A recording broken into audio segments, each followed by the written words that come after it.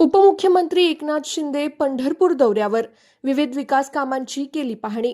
आषाढी वारीच्या पार्श्वभूमीवर पंढरपूरमध्ये सुरू असलेल्या पूर्वतयारीची पाहणी करण्यासाठी राज्याचे उपमुख्यमंत्री एकनाथ शिंदे आज पंढरपूर दौऱ्यावर आलेत।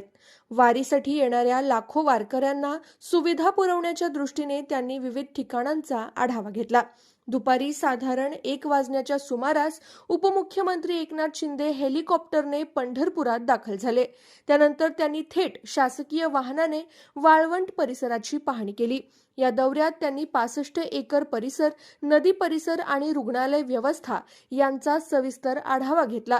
तसेच भीमा नदीतून बोटीने प्रवास करत त्यांनी सुरू असलेल्या विविध विकास कामांची पाहणी केली आणि संबंधित अधिकाऱ्यांना कामाचा दर्जा राखून वेळेत पूर्तता करण्याच्या कडक सूचना दिल्या। विकास कामांची पाहणी केल्यानंतर उपमुख्यमंत्र्यांनी मंदिर परिसरात भेट दिली। यावेळी त्यांनी विठ्ठल रुक्मिणी मातेचं दर्शन घेतलं। आषाढी वारीसाठी प्रशासनाने चोख नियोजन करावं, जेणेकरून वारकऱ्यांना कोणत्याही गैरसोयीला सामोरं जावं लागणार नाही याची दक्षता घेण्याचे निर्देश त्यांनी प्रशासनाला दिलेत।